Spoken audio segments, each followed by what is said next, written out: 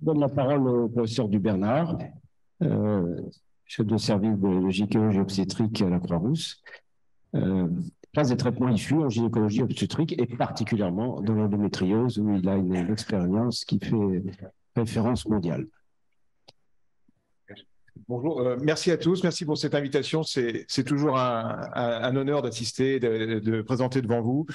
Je garde toujours en mémoire l'hommage exceptionnel qui a été réalisé pour mon père il y a quelques mois ou une année de cela. Je crois que c'était le plus bel hommage que j'ai vu et de loin. Et vraiment, jusqu'au fin de mes jours, je crois que je me souviendrai de cette session. Donc oui, c'est un vrai honneur pour moi d'être présent ici et pour vous parler de cette technique d'ultrason focalisée à haute intensité dans le traitement de l'endométriose rectale. L'endométriose, vous savez ce que c'est, on en entend parler beaucoup, peut-être trop même par rapport à d'autres pathologies, mais écoutez, c'est comme ça, on fait avec. Donc l'endométriose, c'est à peu près 10% des femmes qui souffrent d'endométriose. Et parmi elles, les formes les plus symptomatiques, c'est ce bloc fibreux postérieur qui se développe entre l'utérus, le rectum et le fond vaginal.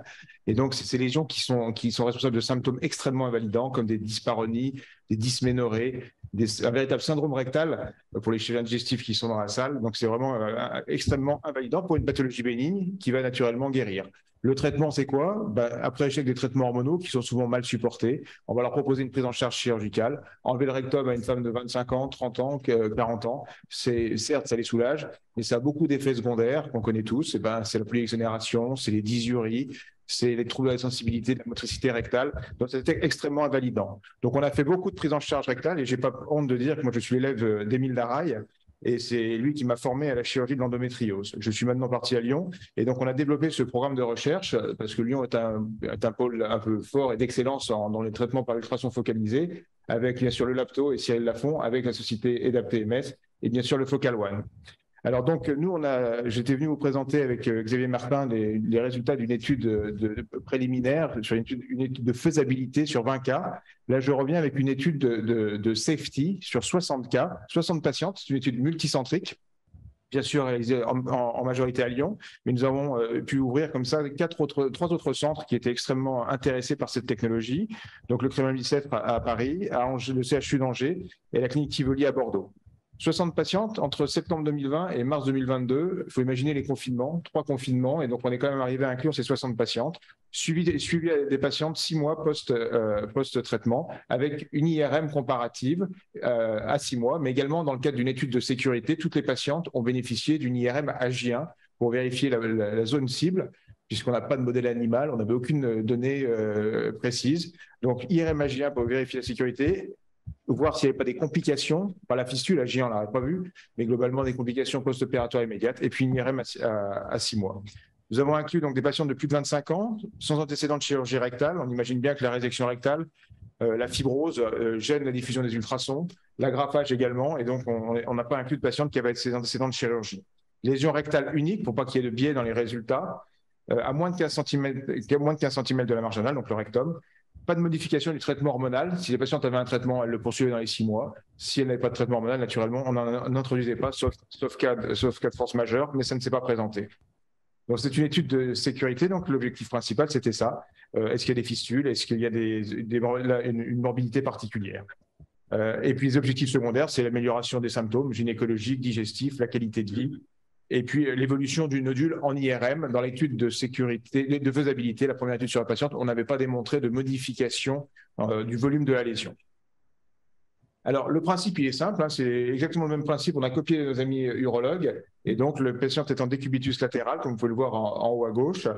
On utilise le Focal One et exactement la même sonde qui est utilisée pour traiter le cancer de prostate.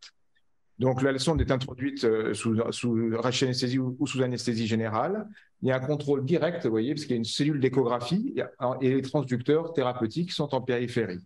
Donc, on voit très précisément, vous voyez, l'épaississement de la paroi antérieure du rectum et c'est ce nodule qui est donc visualisé. C'est extrêmement simple à visualiser et donc on voit l'épaississement de la paroi. Puis c'est comme un petit sablier, vous voyez, l'épaississement de la paroi, puis ça diminue. Et donc, on se positionne à la limite supérieure, on définit la limite inférieure, la machine automatiquement va trancher le nodule tous les 1,7 mm et on va définir une zone de traitement tous les 1,7 mm. Et donc, au sein de cette zone, vous voyez, c'est la petite zone bleue, alors c'est un peu petit, je suis désolé, la petite zone bleue, la zone de traitement, la machine définit, nous, on adapte cette zone de traitement à la lésion Et ensuite, la machine nous précise le nombre de tirs dont elle a besoin pour traiter cette lésion. Il faut imaginer que chaque impact, c'est le volume d'un grain de riz et qu'on est à peu près à 85 degrés sur la zone de focalisation. Un traitement extrêmement précis, une marge de sécurité par rapport au rectum qui est environ de 2 à 3 mm. Pour permettre la diffusion des ultrasons, vous avez un ballonnet qui est gonflé avec de l'eau dégazéifiée et refroidie, ce qui protège la paroi rectale. Et donc, ça permet comme ça ainsi de traiter en toute sécurité. 70% des patients traités sous anesthésie générale, 30% sous rachianesthésie. La durée totale, la TVO, ce qu'on appelle nos amis administratifs, le temps de vacation opératoire, c'est 1h26 en moyenne. Et introduction-sortie de son, on était à 35 minutes. Donc la durée vraiment du traitement, 35 minutes si on enlève l'anesthésie.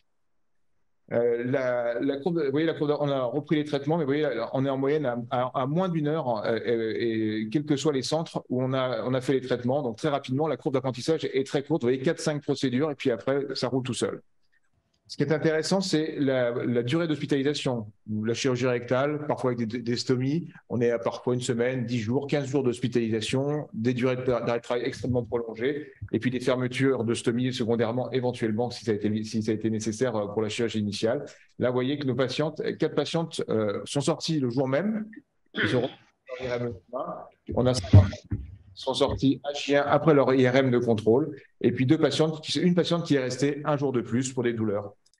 Qu'en est-il de l'évolution de la symptomatologie? On voit ici en jaune, c'est la médication, hein, donc c'est les antalgiques de niveau 1, spasfon, paracétamol, et de niveau 2. Et puis on a ici le niveau de douleur chronique, on était en moyenne à 3 les 3 premiers jours, et après, en pré-traitement, c'est douleur pelvienne chronique, hein, à 3, et vous voyez que dès le 4e jour, on passe à 2, 5e jour, et 6e jour, on passe à 1, et au 8e jour, on a 50% des patientes qui n'ont plus de douleur. Donc, c'est une véritable. Le traitement apparaît efficace sur la symptomatologie douloureuse, c'est ce qu'on cherche, cette maladie fonctionnelle, et de façon très rapide. Les complications, on a tout listé, bien sûr, des saignements vaginaux, on met une pince sur le col de l'utérus pour fixer l'utérus pour pas qu'il bouge pendant le traitement. On a donc, ça fait partie des complications qui ont été listées. On a 50% de patients qui ont des complications de type 1, c'est-à-dire de clavien type 1, c'est-à-dire qui ne nécessitent aucune prise en charge particulière. Ça évolue favorablement, spontanément. On a eu 2 patientes qui ont eu des complications de type 2. Une, c'était une infection vaginale et une infection urinaire. Et la deuxième, ça c'est plus embêtant à y revenir, c'était une atonie vésicale chez une patiente qui avait été traitée sous rachianesthésie. Voilà, donc on n'a pas de complications de type 3, aucune complication naturellement de type 4. En comparaison, la chirurgie, on est à 14% de complications de clavien 3 qui nécessitent des reprises chirurgicales ou des gestes de radiologie interventionnelle. Pas de comparaison en termes de complications, aucune fistule recto-vaginale. Qu'en est-il de l'évolution des symptômes? Alors, l'évolution des symptômes, vous voyez, ça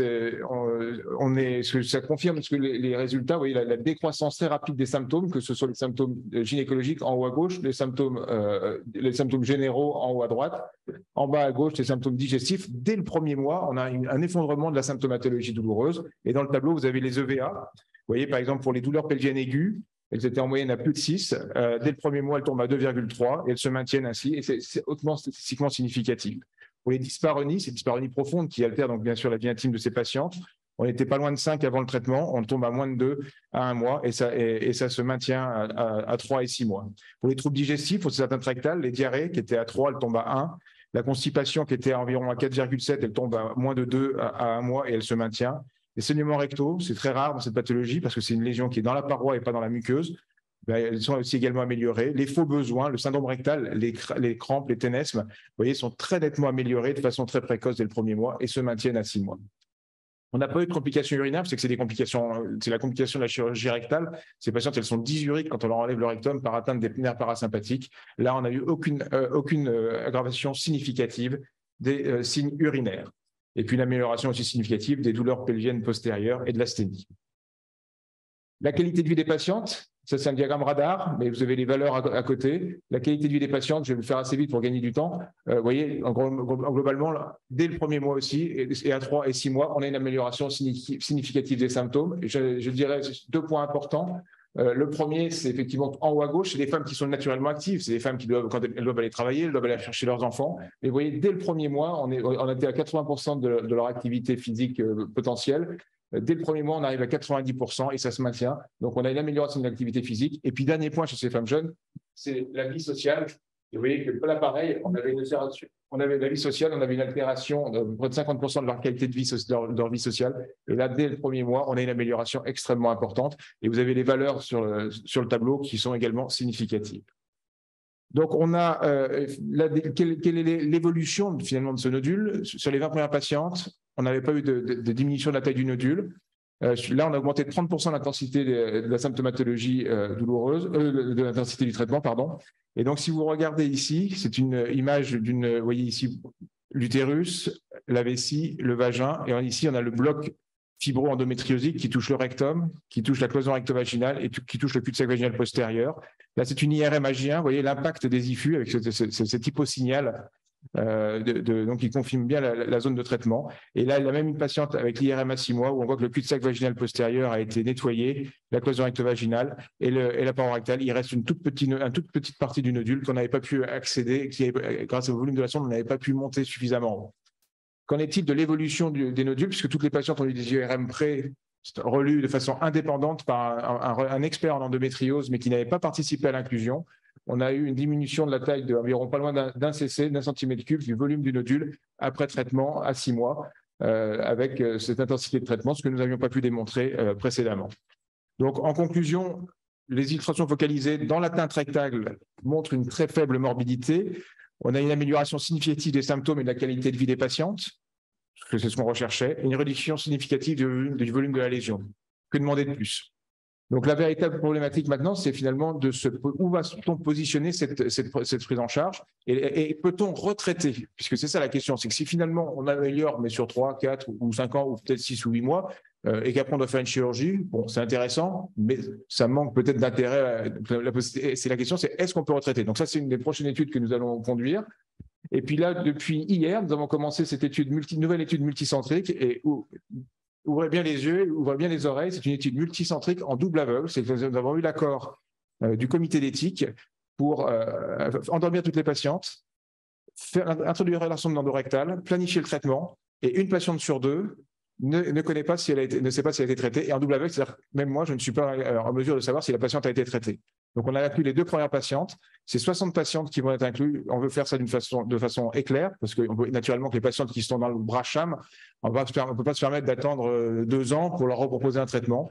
Donc, très clairement, on a élargi les centres. Vous voyez, maintenant, on est à 9 centres qui acceptent de participer à cette étude. Donc, ça montre vraiment l'intérêt et la dynamique de cette alternative thérapeutique par rapport à la chirurgie rectale pour cette pathologie bénigne.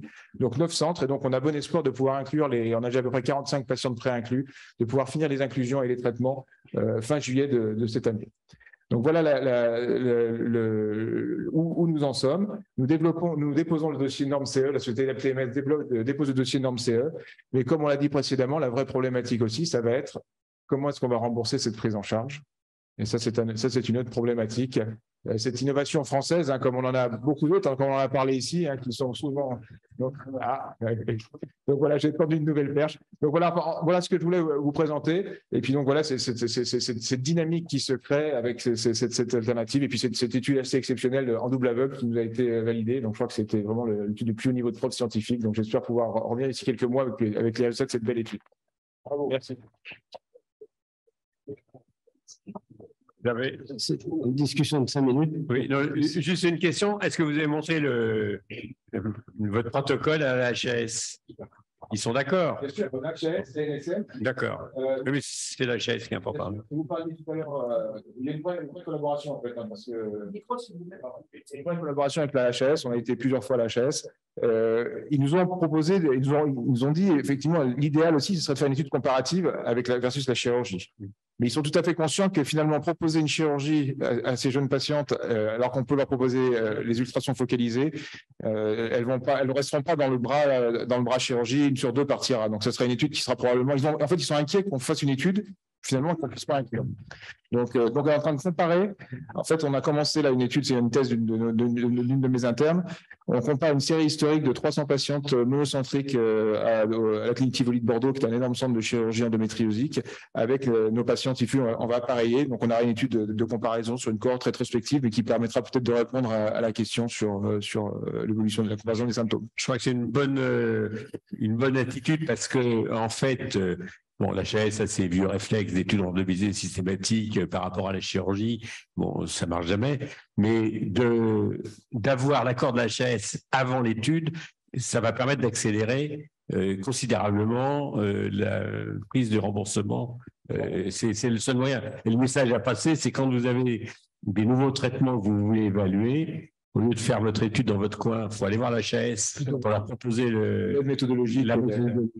Comme ça évite qu'après ils disent ah bah oui mais c'est pas bon, c'est pas ça. C'est ce qu'ils appellent la visite précoce. C'est la visite précoce, ça devient indispensable. Même chose pour la NSM, on a été les voir et j'ai été très surpris de la qualité, de la richesse des échanges. On est vraiment tombé sur des gens qui savaient de quoi ils parlaient, quoi. Très clairement, c'était parfois on les a mis en confiance avec les ultrasons.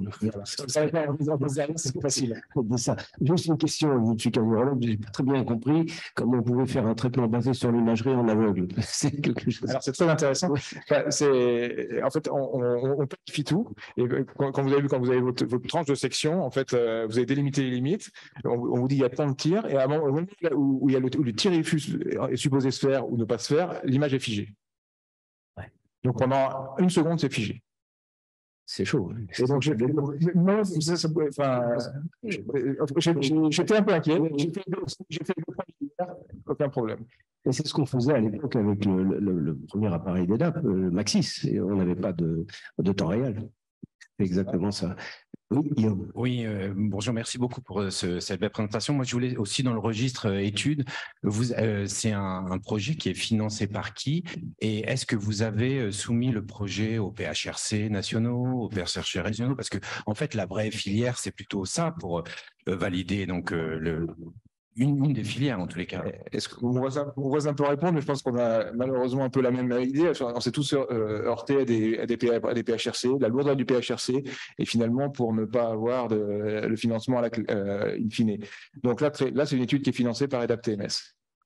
Non, puis l'avantage, c'est que si l'étude montre qu'il y a un intérêt et que l'amélioration du service rendu est à 3, à ce moment-là, maintenant, avec les possibilités d'inscription provisoire, on saute. Parce que le problème des PHRC, c'est en général, c'est entre 5 et 10 ans. Donc, en général, la technique est déjà finie quand le PHRC sort le résultat.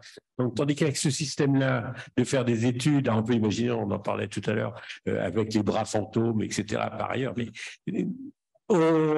l'étude montre un intérêt, il y a un ASMR de la HAS qui est intéressant, on déclenche une autorisation de remboursement transitoire, donc les gens c'est remboursé.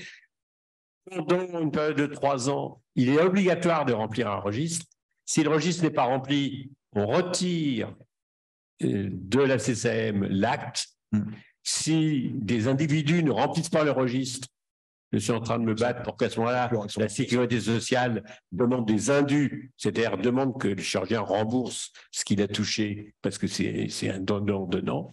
Et à ce moment-là, au bout de 2 ou 3 ans, si on voit que sur la pratique réelle, les résultats de l'étude faite, là, en l'occurrence, se confirment, ça passe en inscription définitive. Et moyennant quoi, on peut comme ça, dans un temps raccourci, faire passer la moyenne qui est entre 5 et 10 ans des inscriptions à 2 ou 3 ans maximum. La discussion, c'était le forfait innovation aussi. Voilà. Alors, le forfait innovation, Pascal va bien pouvoir en présenter. Mais le HRC, ça va être remplacé par ça. En plus de ça, il y a très peu de PHRC chirurgicaux qui sont actifs.